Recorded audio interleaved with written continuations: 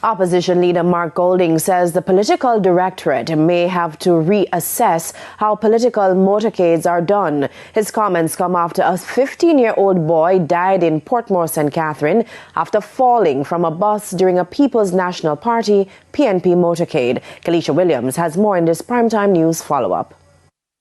Instead of a canvassing campaign, People's National Party President Mark Golding and other members of the PNP were offering condolences to a distraught family in Gregory Park, St. Catherine, Monday morning. I'm very sad about what happened. Everybody here is in a state of shock and grief. That is also a part of the consideration to get some counseling done for especially the mother and some of the people who actually see what take place.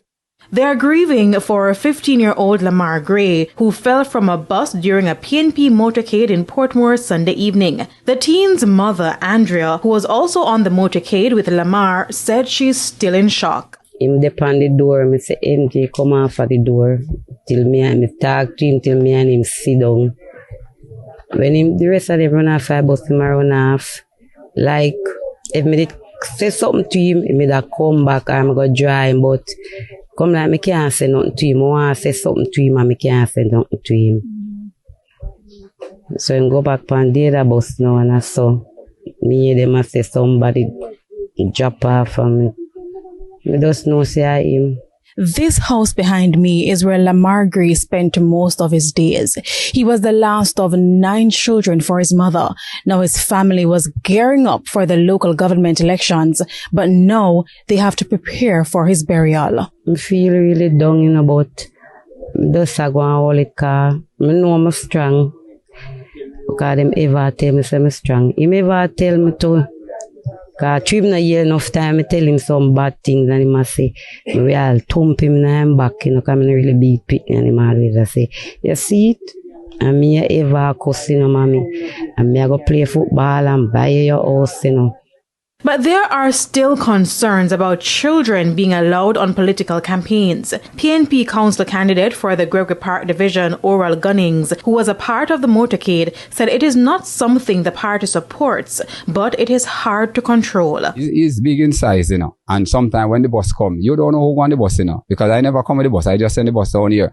No people are going on the bus. You really not want to see who going to go on the bus at the time, But if he's on the bus already, then all you need to do is just be disciplined. I remember the last thing that the mayor said at the thing yesterday was that please be disciplined, no overtaking, stay in the line. There's a long procession, so we just have to stay in the line. But people, as they go along, people get excited. For Mr. Golding, the incident has presented an opportunity to revisit an initiative that was used in the past to monitor political motorcades. On nomination day, a Jamaica Labour Party supporter lost her leg after falling from a campaign truck in St. Thomas. There was a time when we used to try and have marshals on buses. It didn't work that well, but we're going to have to see what we can do. Maybe revive that program, just try and avoid these sorts of things. But, it's just a very, very sad day for me personally.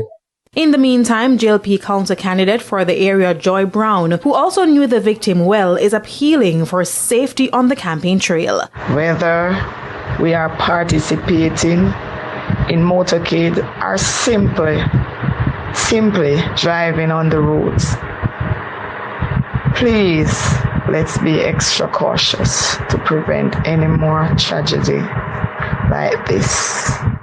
Kalisha Williams, TVJ News.